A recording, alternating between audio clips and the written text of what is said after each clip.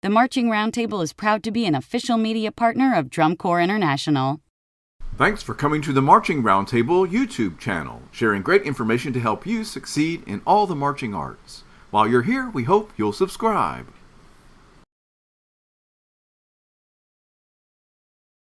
I think something that we don't realize is how small this world is called drum corps, and how as drum majors we can connect with the other ones and ask them about, hey, how should I do this? Have you ever experienced this? And I think that that's something that I didn't expect, to where Spirit of Atlanta is also a part of this other whole entire world.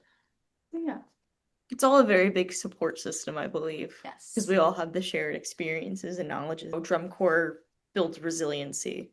And that can manifest itself in a lot of different formats, whether it's the actual grit of knowing how to rehearse through hard days, or whether it is in components like learning how to ask for help.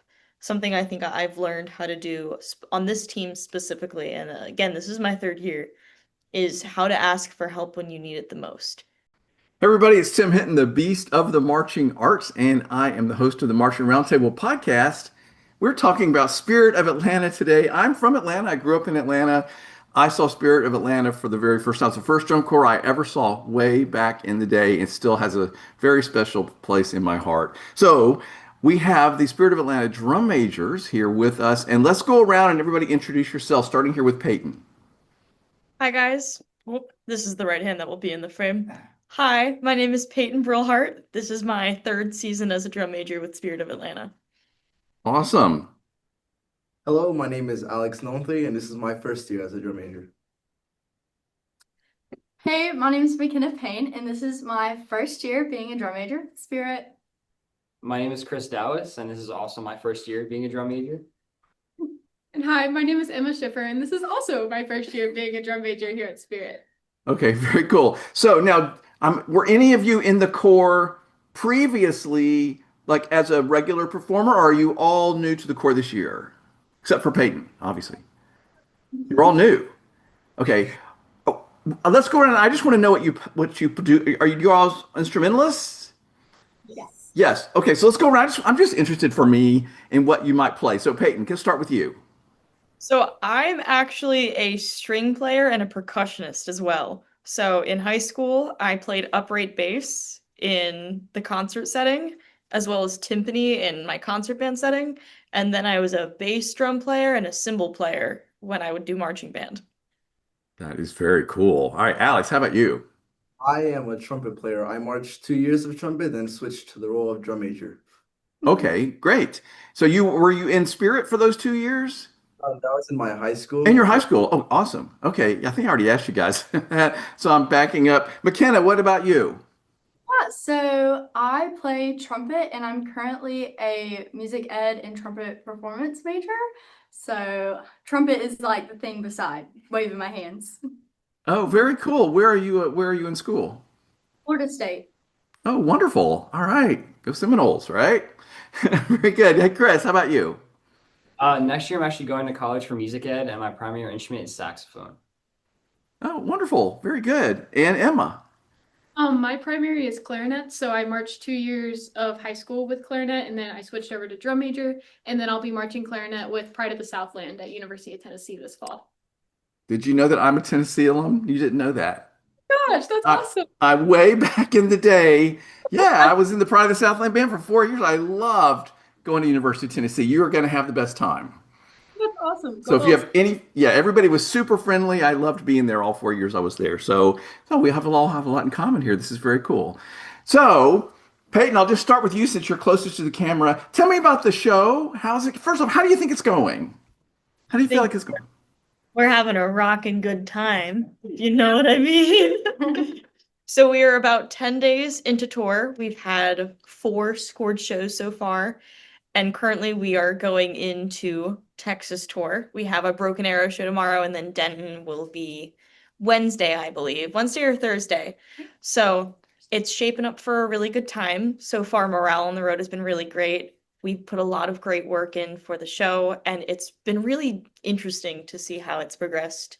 We're on day 50 right now, so it's been quite the journey to see how the literal rock concert in space that we've been on this journey with has grown and evolved and continues to mature and just become a really impressive work of art, in my personal opinion. Cool. So we will talk more about the show for sure because I want to get a little bit of insight from you guys about that. But Chris, I'll jump to you. Chris, you are your first year as a drum major. What is your primary? What keeps you busy other than conducting, obviously? Pretty much I spend most of my day running Met for battery, but yeah, other than that, it's just battery, and then every once in a while I'm in the back conducting. Oh, very good. Okay, very important job. How about you, Emma? What keeps you busy during the day? So I pretty much do the same thing as Chris, but with brass. So I spend a lot of my time with brass. I'll either be running Met or sometimes I'm on the side conducting as well. Basically, whatever staff needs from us, we're the first ones to jump at it. Well, we all know drum majors wear a million different hats. You play all kinds of different roles. That's sort of why I'm leaning into that a little bit because I know you're doing so much. So, Makenna, what's different about your job as a drum major that you weren't expecting? Yeah, so I think like we always imagine the glitz and glam of conducting and the action shots and getting to wear the cool spacesuit. But a lot of the times it's things like Emma said, running around. We will bring ice to the members. We will serve in the food truck. We will be doing random tasks that maybe the drum corps has no idea about, but it's still serving the drum corps. So that was a really cool part that totally blew me away whenever I came into the season. Absolutely. In fact, it's interesting you said that. A lot of times the members don't even know all the stuff that you guys are doing and how busy you are. You're not just sitting around practicing, you're conducting all day. So how about you, Alex? Something that's happened as a drum major that you weren't expecting? Yes, honestly, just the same thing. Like we back at my high school, like the drum majors weren't as inclusive with like the food truck or getting everyone ice. It was mostly like in front of them all the time. But now here at the drum course setting, it's really like a lot behind. And then when we're in front of them, it's just like a chance to be in front of them. But other than that, like everything is like behind us. Very It's a good. very nice job. Say that again, Peyton. I missed you. It's a very thankless job, but a fulfilling one at that. Do you all feel like it's thankless? Kinda, maybe a little bit. I think also we 50-50. don't go searching for it. We don't go begging the members to respect us for the things that we're doing. We just do it because we want to, and we know that it is serving the core at the end of the day, regardless of whether or not they see it. Mhm. So you're really helping to make the member experience much better because the member experience is really key, right? If they're happy and they're able to practice and do their thing and learn their show and have a good experience. So you guys do a lot of more member experience stuff behind the scenes, I think, than people would expect, right? Anybody else have anything to say about that part? Emma's never going to admit this. Emma has lunchbox cards that she has in her bag that sometimes she will write notes onto said cards and like hide them in people's bags during circle drill while they're circling around. I can say wholeheartedly, each member of this team does their own thing in order to like improve member experience or make people feel welcomed or just I'm very proud of them. Just to make this drum corps great and to make everyone feel included and safe and valued. So you're putting notes in lunches? How does that work? Em, I want to hear about this. This is great. They were at like a TJ Maxx. They were like the little cards, little lunchbox cards that your mom would put in your lunchbox when you go off to school. Except they were rocket themed. They were space themed. And I was like, oh heck yeah, like we can do that. So when they're in circle drill and like if Peyton's running something in the middle and they're not by their bags, I'll like write like you're doing great. Like I saw what you're doing today. You're doing awesome. And we just like throw them in their bags and then they see them and it kind of boosts the morale a little bit because it's hot outside. They're working hard. They're busting their tails. So a little bit of encouragement goes a long way for them. Well, there's no doubt about that. And especially like when you get to, you said you're at day 50, right? So like like you're loving the touring and the performing and everything, but it also starts to wear you just a little bit as you get used to all of this. So I love that. So what's anybody else to do anything besides lunch cards? Like to sort of, how are you boosting morale? How are you encouraging them? What do you do? I see Alex and Chris a lot, so they are with Battery a good bit of the day. But during their down times, like if we've got a little bit of free time or like in between lunches, is it hacky sack? Oh my Oh my gosh. Our percussionists love hacky sack, and every time that I see them doing it, the boys are always with them.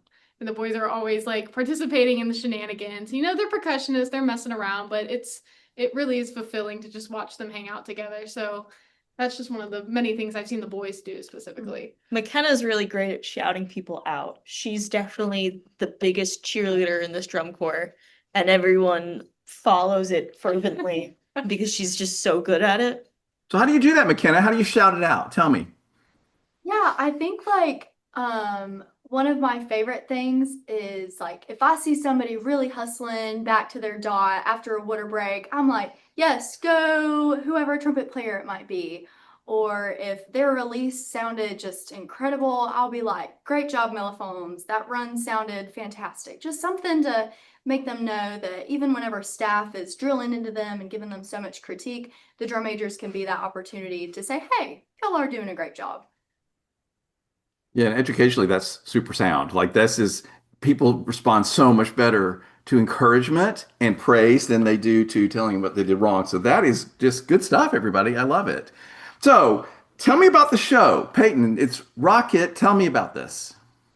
So, in a 4-part series, we take you on a trip from rocket launch to rocket return to Earth.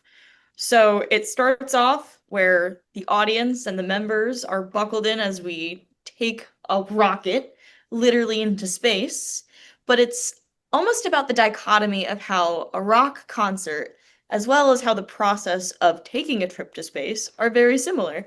So our Act 1 is broken up into 3 different parts.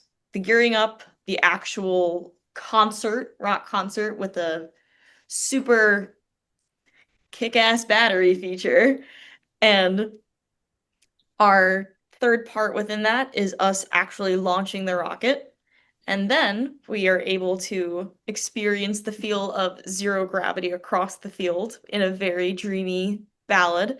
And then we have the actual concert itself, right? So we have a lot of really cool stuff going on in the field that will emulate what it actually feels like to be a part of a literal rock concert in space.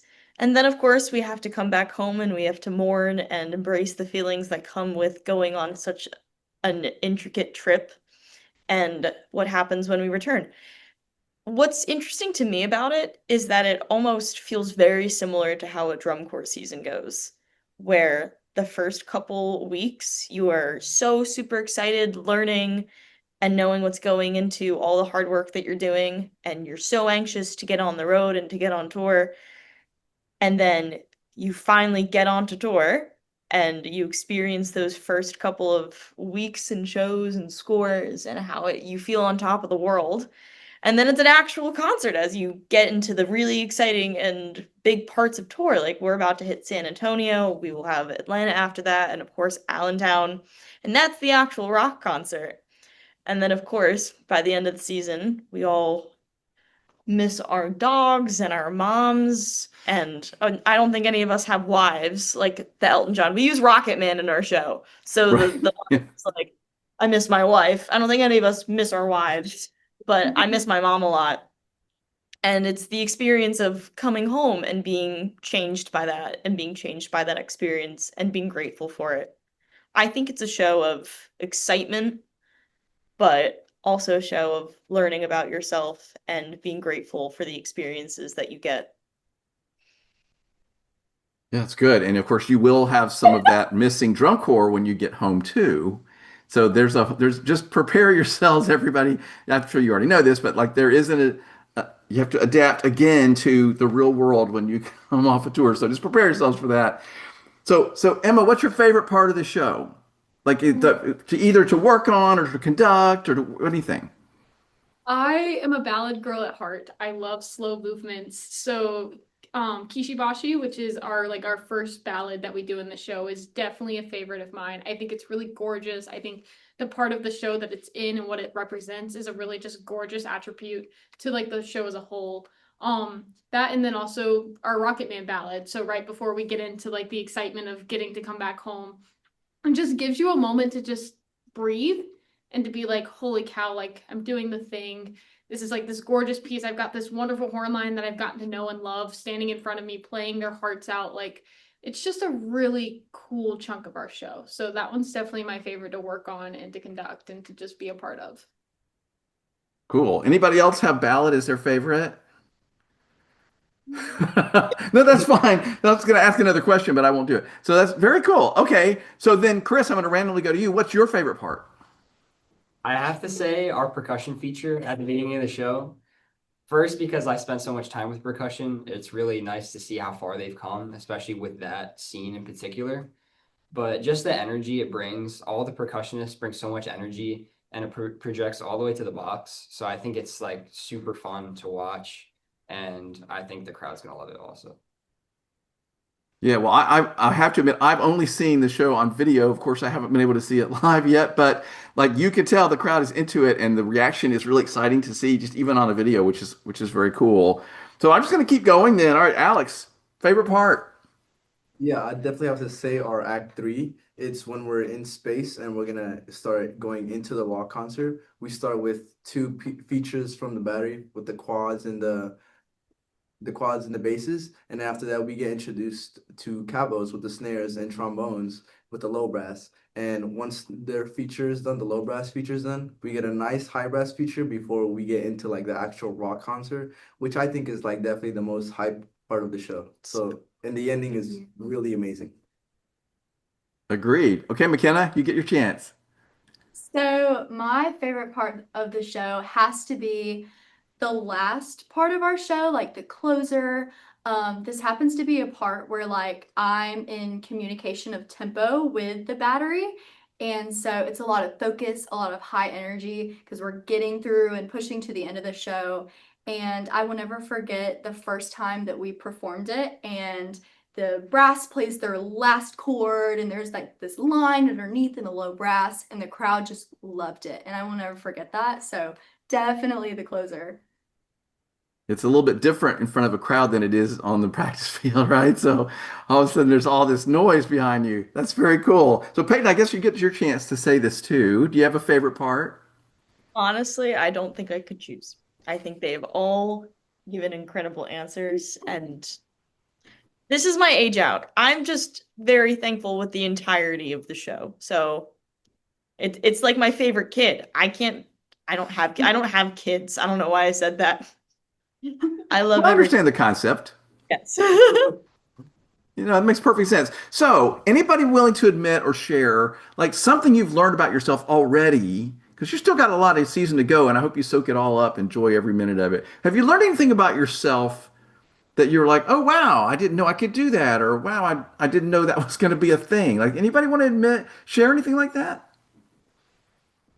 I can go first on this one because I actually had an instance of this at our Little Rock show. I going into the season, I thought in fight or flight, I thought I was a flight.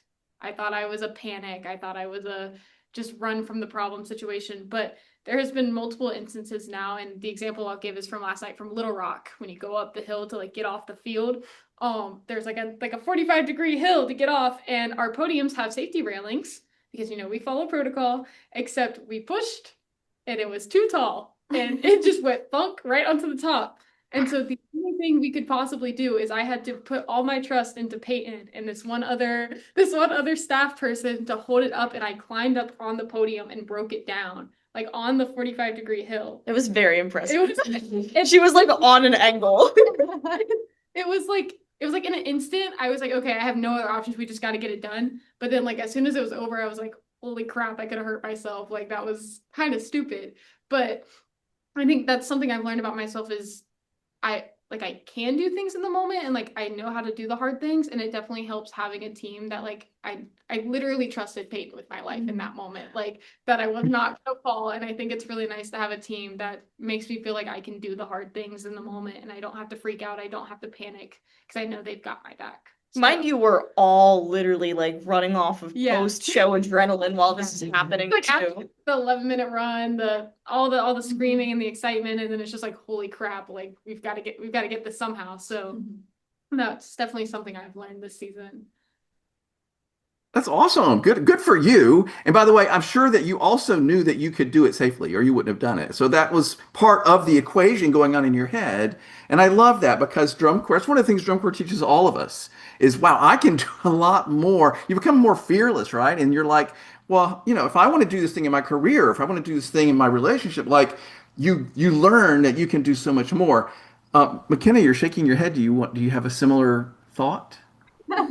Yeah, I think that even going into auditioning for drum corps, because drum corps was always a dream of mine since COVID. I have always loved going to shows in Atlanta. I'm from Florida, so that was the closest one that we would go to. And whenever I was auditioning, I was like, I don't know if I'm good enough, and I don't know if this is going to be something that's tangible. And I've learned that, like, even though all of us had skill coming in, we've all used our strengths to kind of build each other up. And I've learned so much more, not only as a conductor, but even as a leader, just from surrounding myself with so many different people from all different parts of the world. So I think that's like a really, really cool part that I've learned about drum corps is just everybody's different life experiences coming into mine. Yeah, I love that you mentioned about the auditions because there are a lot of people that like that's a really bold step to just I'm gonna go and show up at auditions. Whether or not you can even get a spot. I'm always impressed with people that just like do that. So I'm gonna encourage anybody that's listening, like, yes, you're gonna have a great experience. Go show up. Even if you don't make the core, you're gonna learn things, you're gonna find out things about yourself, you're gonna meet some cool people. So good for you. Anybody else want to share something they've learned about themselves? No pressure, you don't have to.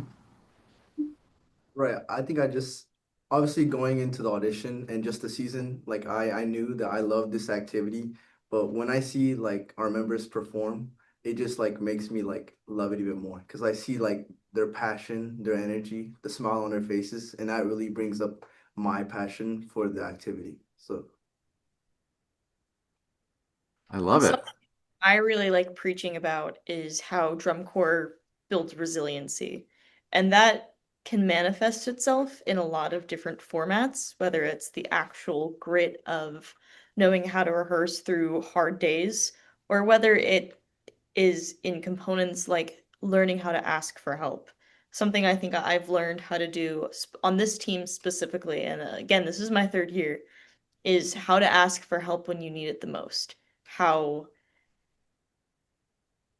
hard it is to be like, hey, I really need help with this. I would love to learn from your skill set because you're really good at this. How can I benefit from you? And I think that can apply to every member who is marching drum corps. And as a whole, that act in and of itself builds character and resiliency. And again, one of my favorite things about this activity is how much it teaches about yourself. So I think through that process, that's a very beautiful thing. And I'm very lucky that I've gotten to experience it 3 times over now. Yeah, I would say learning that you can be really resilient. I mean, come on. You've look at what you guys are doing in the long days out in the sun and the whole thing, and you're like, wow, that's amazing. That I can do that. So I think that that's one of the great lessons of drum corps. So I'm glad you mentioned that, Peyton. That was really nice. That's really good. Okay, so anything else you guys want to share about your experience as a drum major? Something you didn't expect, something that happened that was really cool. Anything else you want to share about your so far? I think one thing that I've found that is so neat about the activity is we are so connected to everyone else in the activity. Like, we have met so many different drum majors, and me and the girls had the opportunity to talk with a bunch of female drum majors in the activity, which was really, really cool. And I think something that we don't realize is how small this world is called drum corps, and how as drum majors we can connect with the other ones and ask them about, hey, how should I do this? Have you ever experienced this? And I think that that's something that I didn't expect, to where Spirit of Atlanta is also a part of this other whole entire world. So, yeah. It's all a very big support system, I believe. Yes. Because we all have the shared experiences and knowledges. Yeah, and you will find that not only is it a small little drum corps world, it's a small little music world, and it's actually just a small little world. So, like the relationships that you're building now and the people that you're meeting, man, this is going to serve you on throughout your whole life. You're going to run into people over and over. And I always tell people, don't burn any bridges because you will run into this person again, and you want them to be happy to see you when you show up. So just keep doing what you're doing. You're doing a lot of really good things. Okay, I'm going to go around and in closing this out, I'm going to ask each of you to say one thing about your summer. Something you've learned, something you've loved, something you're enjoying, challenge, whatever you want to say. I'll just go around and let everybody sort of say one thing. Okay, so I'm going to give you a second to think about that. Whatever it might be, one thing about your summer, you can just sort of sum up something you've already said, or it can be something you've learned about yourself. And I'm going to go opposite. So I'm going to start with Emma. Sorry, Emma, I'm making you go first. So you go, and then we'll go around the room and finish up. Okay. I've got to say my favorite is like what we were talking about earlier about the behind the scenes stuff. I'm a big logistics person. Like that's just what makes sense in my brain. And I love the aspect of being able to serve behind the scenes and knowing that even if the members never see what I do at the end of the day, that it's going to benefit them and it's going to make them better as humans and as marching members. And so that's probably been one of my favorite parts is just the little things like the constant running around and constantly being able to do things for other people. It fulfills me and I know it's fulfilling them as well. So that's definitely been a favorite thing to do for me for sure. Man, I love that answer. And the world needs logistical organized people. So there's probably 1,000 different jobs that you could find in drum corps or out to use that skill. So good for you. I love that. Okay, Chris, you're up next. One thing I learned is definitely just how much you can improve in like such short amount of time. I think like especially with this drum major team, it made me realize like just how much I can improve in terms of like conducting and leadership. And like even like the past week, like I've just improved so much in so many different ways. And I think that's the best part about this activity, in my opinion, just how much you can grow as a person just in one summer. Yeah, and think about it, man. You are just starting. Think of how great it's going to be by the end. So you keep doing that. I love that. That's a good answer too. Makenna, what about you? Yeah, I think one of my favorite things that I've experienced as a drum corps now drum major, because I was a drum major for 3 years in high school, so lots of being in front of a high school band, and of course they loved marching in high school, but the amount of passion and dedication to spend a whole summer doing marching band is so inspiring, and their passion and dedication makes me want to just keep going and give that same passion and energy and fire back. And so I think feeling that passion from the marching members is just so inspiring and makes me want to do it until I age out. So yeah. It's great. I love that. All right, Alex. Yeah, I'd definitely say my favorite thing so far has like been the relationships I've built throughout the season. Obviously, with the team, I've had like a good amount of time with the team, so we got like a pretty strong relationship. But other than that, like we said earlier, my relationship with Battery has like grown a lot, and like I really that's like a relationship like I hold dear because we can always have fun, but they always like lock in. That's what we say. They lock in and they like just get to it. They know how to flip that switch. By the way, I shouldn't say this, but I marched drum corps in the 80s and we were playing hacky sack back then. And I never heard of it. I was in the Phantom Regiment and I had never heard of hacky sack till I was in the regiment and all of a sudden, and I had one and I was terrible. I'm sure you're all much better than I was. But anyway, so that's been around a long time. That's not new. I had to say that part.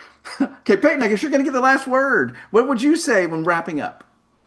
So tomorrow will be the countdown of 25 days before the season ends. And that's the first day where the age outs start writing the numbers down on their arms. And I was reminded that by one of our tour ops members another night. And for me, those are 25 blank slates that I have left of an experience of my life that has made me into the person that I am today. Not just drum corps, but Spirit of Atlanta specifically. And I owe so much of that to this experience. So for me, it's about maxing out those 25 days, maxing it out with the people I love, maxing it out with my performance, maxing it out with the show, maxing it out to develop my own resiliency, because I never get this again. And I'm just soaking that in and being very grateful for the opportunity that I've been given this year with an incredible group of people and an incredible drum corps and an incredible show. Absolutely. That countdown's very apt for you guys. I like that. And good for you. Like being aware of that and soaking up every minute, man, it's going to be over before you know it. So I'm glad to hear that you're going to be doing that. All of you are doing a great job. Thank you for stopping, how busy you are in the middle of your summer to stop and talk to me. And I'll let you know when this is going to be released. But thank you so much for your time today. I appreciate it. Thank you. Thank you. Marching Arts Education is the home of the Marching Roundtable podcast. We give you access to the top marching arts professionals through live webinars, podcasts, videos, interviews, and online coursework. With over 1,000 podcasts and hundreds of webinars and videos, there are hours of great professional development for you and your staff. Imagine what you could do with so many great new ideas from the top professionals in our activity. Subscribe to our YouTube channel and sign up for our newsletter to find out about the latest podcasts, webinars, and new content. Find all of this and sign up at marchingartseducation.com.